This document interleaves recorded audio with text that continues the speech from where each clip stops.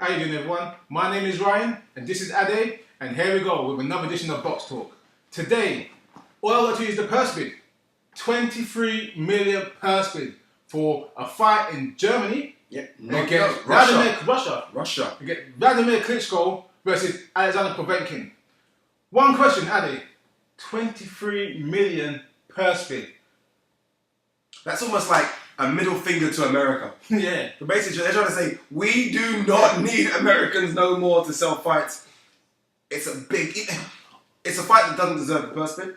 Yeah, I mean, it's a fight that doesn't deserve it. That's first and foremost. It's a crazy fight. Povetkin, Wladimir, they're running out of opponents for the Klitschkos, aren't they? They are. They're running out. Just touching on the purse bid. They always say that boxing is huge in Germany and there shows up for that, they have 50,000 reasons, so on and so. And you see it on the TV, you understand it, but I never thought it would be so big that you could put a purse bid down for 23 million. Let's finish this. Some Russian mafia gangster. That is ridiculous. Some Russian gangsters behind this purse bid. Honestly. That tells you, when we're trying to go for some of these guys and give them a meal or two purse, imagine how much the Klitschkos are making. Imagine how much the Klitschkos are making. Yeah. You know, no, it's true. You know why? Because Klitschko never ever really showed the purse bids. No, it's almost like behind closed doors. I mean, Derek has always spoken about it as well. David Haye's spoken about it. And when David Haye was speaking about the negotiations and how they're so tough with the Klitschkos, everyone kind of thought, oh, David Haye, you're just avoiding the fight. Chizore's now said it as well. Literally, you're avoiding the fight. Remember this year, the Klitschkos run their own promotional company, K2 Promotions, yeah? They've got TV deals with RTR, I think, in Germany. Yeah. I mean, and they're running huge shows. Their revenue stream must be amazing. Well, they're monsters. Amazing. They're monsters.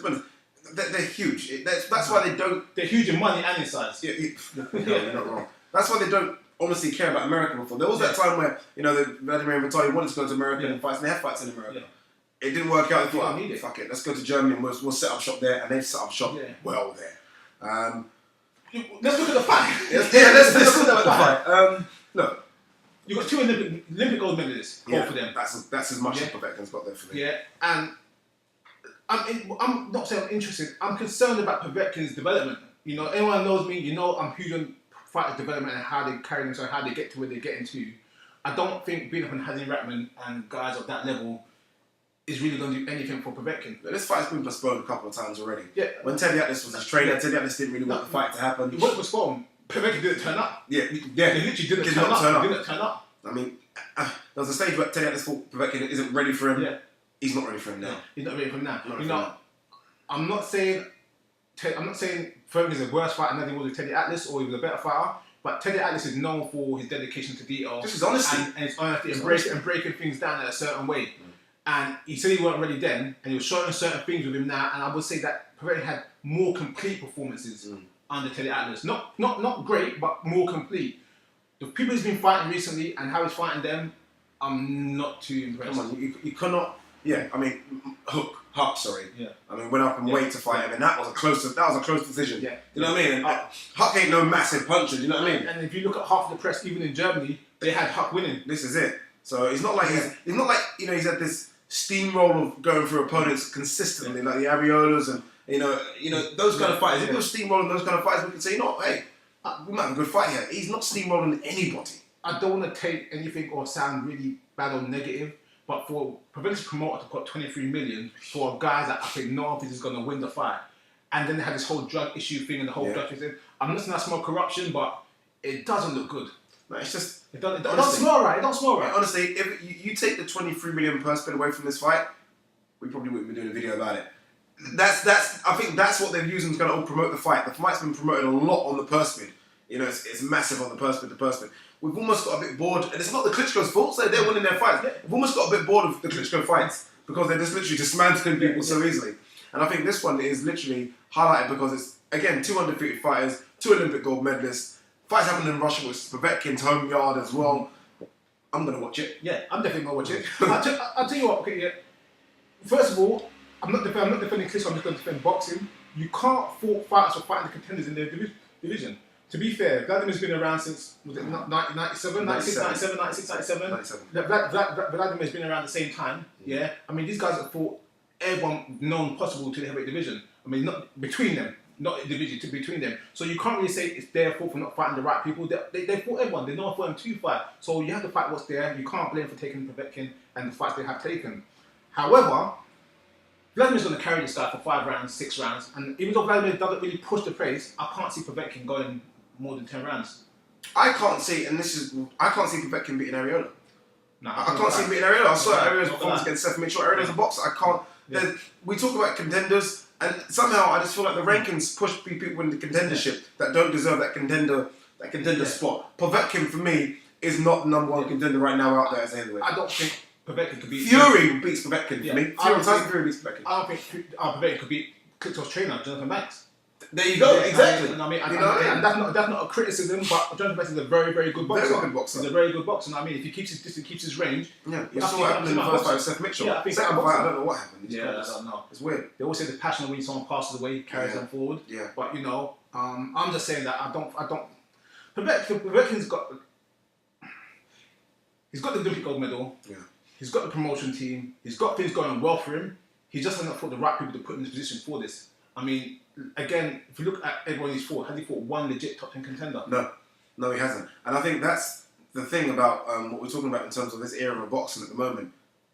Anyone, and I mean anybody, can get a heavyweight title shot.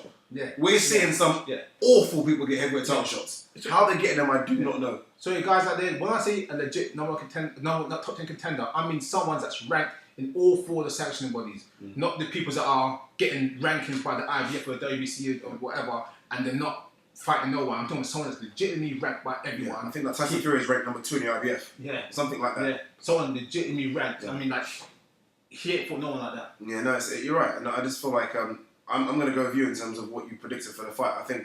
I actually think, as we know, Wladimir doesn't seem to bomb people out in the first or second rounds. That's not his character. Vitaly's is. But Vladimir's not that kind of person. He's more like a chess player. Yeah. He'll use his jab, he'll find his range. 5th or 6th round, I expect him to knock him out. What's your time and everything? Vladimir can knock you out if you leave a silly opening, but obviously with amateur experience, I don't think we're going to be silly clear type of opening. I think when Vladimir fought his last quick knockout, what I remember was I think it was against Ray Austin, the 6'7" guy and Donkin guy. Knocked him in the second round with left hooks in the ropes, but because again he got caught in the ropes, he sat there and Vladimir took the opportunity. Povetkin won't make that mistake. He'll stay in the centre of the ring, try box, try use his range, try use his skills. But it's funny. I remember talking about that. It's weird because remember when Wladimir fought. I can't remember who he fought. And came back to the corner, and Manny Stewart was like, "You gotta knock him out! What are you doing?" He said, "Hey, Manny, I know, okay." Remember that? It was Eddie Chambers. Eddie Chambers. I don't remember that fight. That was in the background thinking, "Why you shot my brother for?" Yeah, don't shout right there. Don't shout right there. Yeah. But that's funny. And what did you do? Knocked him out.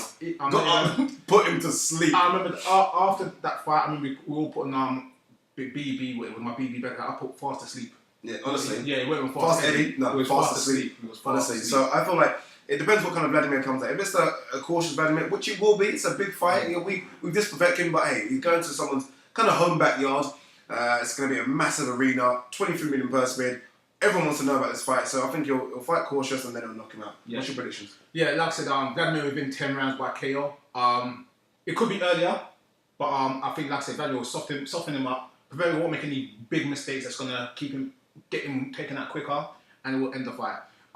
That's one thing about the Klitschko's. They got punching power, and like I said, I mean, it takes a big man to take that for 12 rounds. Let's be honest, he's gonna win. Yeah. Where does Wladimir go from here? Who else is there really? I mean, I know you disagree, but Wladimir goes to the Hall of Fame. I mean, that's as far as I'm concerned, there's nothing more for him to achieve. In the sense where he can fight other fighters out there, but when you're at Vladimir's situation, whereas you're 36 years old, coming on 37, all the younger guys out there, like the Bryant Jennings, the Tyson Furies, the Deontay Wilder, the new contenders, they're good. They're not on your level yet, but they're young. They could. I mean, it's a young man's game. I mean, they're 23, 24, 25. They're up and coming. He don't need these guys. And I mean, he's done more than enough. I'll say do a victory lap back home and call it a day. Okay, guys, what do you think? I mean, we got it. There you go, 23 million purse bid. We're talking about a crazy purse bid for this fight. It's going to happen in Russia. Wladimir versus Povetkin, 2 Olympic gold medalists, so they're going to kind of obviously promote it like that. Who wins? Leave your comments below. Or what round does Wladimir win, shall I really say? Leave your comments below. You can email us as well at BoxTalk@hotmail.co.uk. Guys, thanks for tuning in for another edition of BoxTalk.